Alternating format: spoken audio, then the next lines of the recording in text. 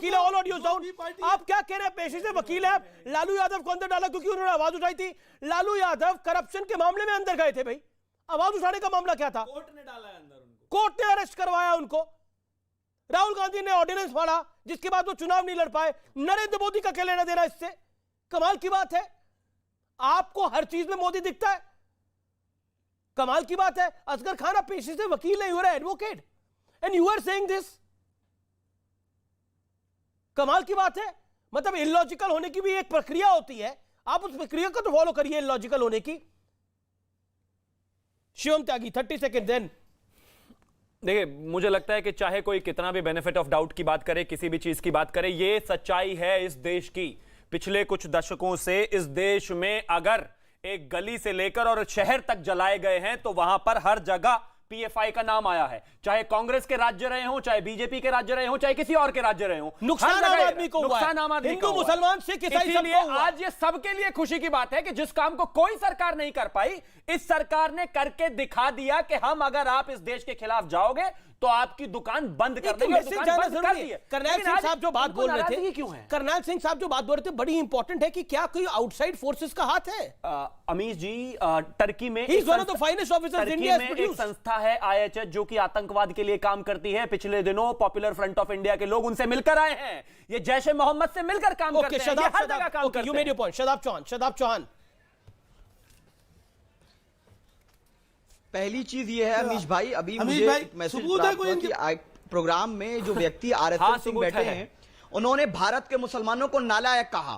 भारत के मुसलमानों को नालायक कहा। आपके प्रोग्राम में कहेंगे तो मैं वीडियो भी चला दूंगा। उनसे माफी मंगाइए, उनको पैनल से बाहर करिए। कोई हिंदू को नालायक कहे, मुसलमान को नालायक नहीं कहना चाहिए। ये सुप्रीम कोर्ट ने इसीलिए कहा कि टीवी चैनलों में ये सब चल रहा है। किसी धर्म को नालायक कहेंगे?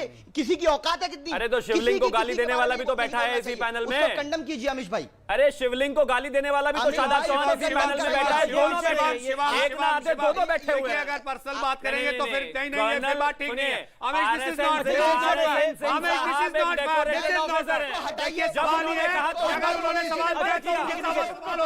नहीं, ठीक है, आप किसी भी सवाल नहीं उठाएंगे, हटा दिया जब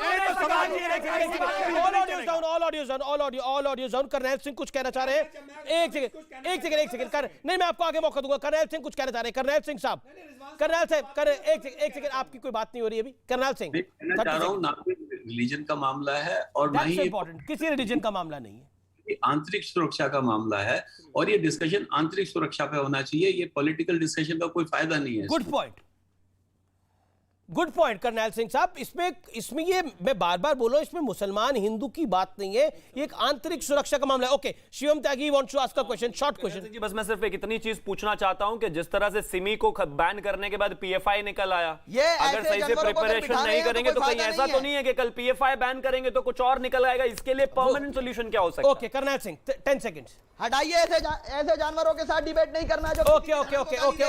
भारत में कोई किसी के धर्म को गाली नहीं दे सकता। जानवर जिहादी, अब जिहादी।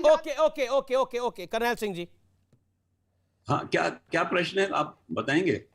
उनका सवाल बड़ा बेसिक है। उनका सवाल ये है कि सिमी को जब बैन किया गया तो उसका फिटमेंट PFI आ गया। आज जब PFI को पूरी तरीके से बैन करेंगे तो कहीं ऐसा तो नहीं है कि कल से फिर कोई नया प्लेयर खड़ा हो जाएगा? क्योंकि रेडिकलाइज करने वाले लोगों के पास इन चीजों की तो कमी नहीं होती है, तो हम इसे रोकेंगे कैसे?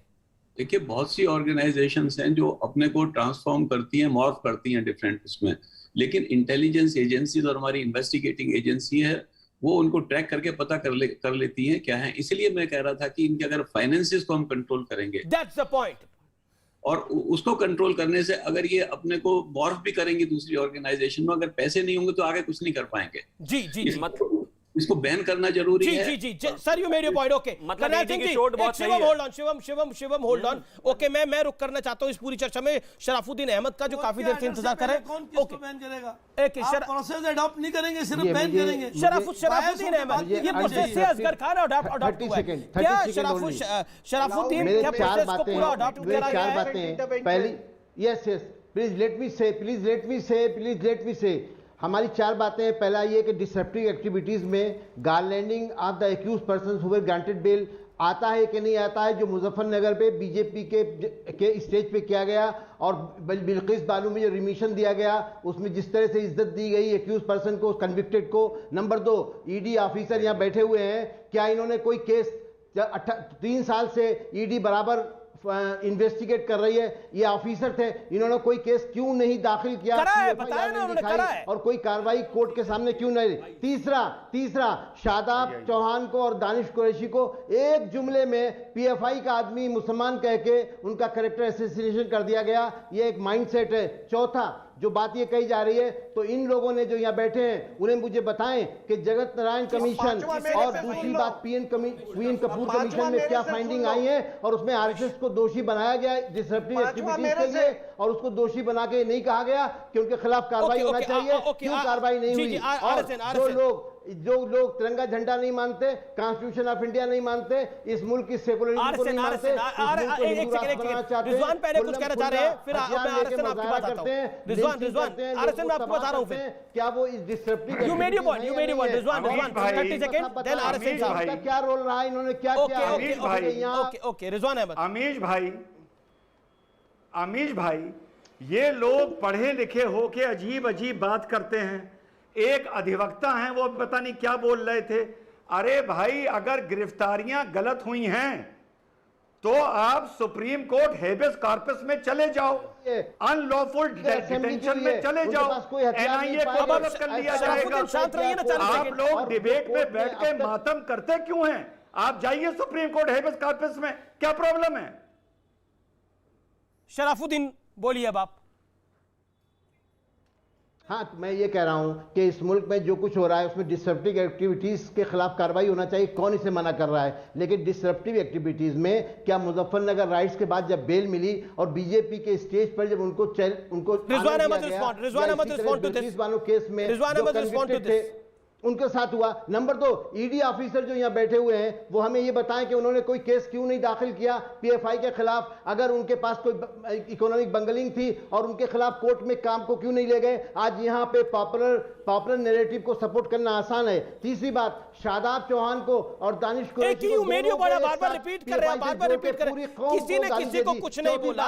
अगर किसी ने गलत वक्तव्य बोला तो मैंने टोका, किसी कम्युनिटी के अगेंस्ट कोई कुछ नहीं बोल सकता। I have said it on the record. Okay, hold on sir, you made your point.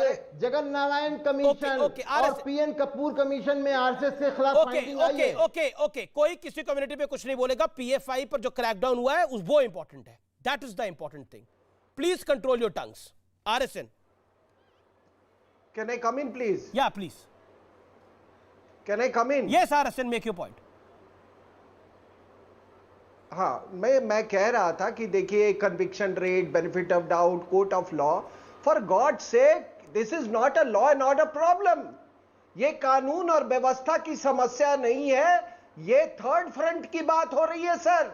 और जितने थर्ड फ्रंट के थ्रेट्स हैं वो सारे पैन इंडियन बेसिस पे है, चाहे वो माओवाद हो या जिहाद हो, ये सारा जो है ये पैन इंडिया बेसिस पे है। इसीलिए पहली बार हिंदुस्तान में मैंने देखा है कि पैन इंडियन थ्रेट को पैन इंडिया बेसिस पे इंटरनल सिक्योरिटी क्रैकडाउन के तहत क्रैक किया गया है। This is not a law and order problem. Okay, Sharafuddin Ahmed चोरी डकैती नहीं है sir. Sharafuddin Ahmed against the SDPI respond. और अगर मिस्टर नहीं अहमद आपको ये है तो 2017 का मैं दूंगा आपको 20 second. Rizwan Ahmed Sharif, one of the founding fathers of India today. Sharafuddin Ahmed जवाब शराफुद्दीन अहमद जवाब आरएसएन की बात। मैं ये जानना चाहता हूँ कि आप लोगों ने शायद जगत नारायण कमीशन का नाम नहीं सुना होगा, जिसमें कि कोर्ट ने कमीशन ने ये फाइंडिंग दी कि इसके पास आरएसएस से करवाया है। आपको शायद मालूम नहीं होगा कि पीएन कपूर कमीशन में एक फाइंडिंग आई है कि आरएसएस ने करवाया है और आप कहते हैं डिसरप्टिव एक्टिविटी। तो डिसरप्टिव 30,000 हमारे नॉर्थ ईस्ट के भाई और बहनों एक करके ना बंगलुरु से आरएसएन अगर हमको और आपको ये पलायन नहीं करना है तो ये please hold. Okay, Sharafuddin Ahmed 30 second. देखिए, मुसलमान अपनी इस मुल्क के लिए वफादारी 1947 में साबित कर चुका, जब वो थ्योरोक्रेटिक स्टेट नहीं गया और उसने कहा हम इस मुल्क के सेकुलर, इंक्लूसिव और ब्रदरहुड में यकीन रखते हैं, इसलिए मुल्क में रहेंगे और यहाँ के डेमोक्रेटिक सिस्टम में जिएंगे। वो डेमोक्रेटिक सिस्टम में सर्वाइव भी कर सकता है। मुस्लिम वाली बात ही नहीं है ना कोई। आप पीएफआई को मुस्लिम के साथ क्यों लिंक कर रहे हैं? किसी ने करा? नहीं, अभी आपने जोड़ा, अभी जोड़ा गया, ये कहा गया शादाब कुरैशी, शादाब दानिश कुरैशी और शादाब चौहान बहुत सेफ हैं क्योंकि मुसलमान हैं। आप पूरी कौम को किसी ने नहीं बोली ये बात को, नहीं ला सकते। किसी ने नहीं बोली, किसी ने बात ये बोली नहीं, किसी ने ये बात, no one said this, no one said this. अभी कर्नल सिंह ने अभी कहा, अभी कर्नल सिंह ने ये बात बोली नहीं, ये कर्नल सिंह ने बोली नहीं, ये बात कर्नल सिंह ने बोला ही नहीं है। ओके, कर्नल सिंह किसी ने नहीं बोला। ओके, अभी कहा, अभी मैं ये कह रहा हूं। ओके, रिजवान अहमद, तो मेरे सिर्फ 2 पॉइंट हैं, क्या बिल्किस केस में उन एक्यूज, अरे इनको रोको अमीश यार। Okay, audio down Rizwan Ahmed 30 second. Amish, मैं बड़ी खबर दे रहा हूं, एक बड़ी खबर दे रहा हूं इस पूरे मामले में। RSN साहब ने जो बोला वो क्यों बोला? जब आपने डिबेट ओपन किया था, आपने क्या मुसलमान का नाम लिया था? नहीं लिया था। पीएफआई में इस्लाम वर्ड आता है? नहीं आता है, नहीं आता है। लेकिन इस डिबेट में मुसलमान इन लोगों ने शुरू किया, शराफुद्दीन ने शुरू किया, शादाब ने शुरू किया, आपने शुरू नहीं किया, RSN सिंह ने शुरू नहीं किया, दूसरे साहब ने, ईडी वाले साहब ने शुरू नहीं किया।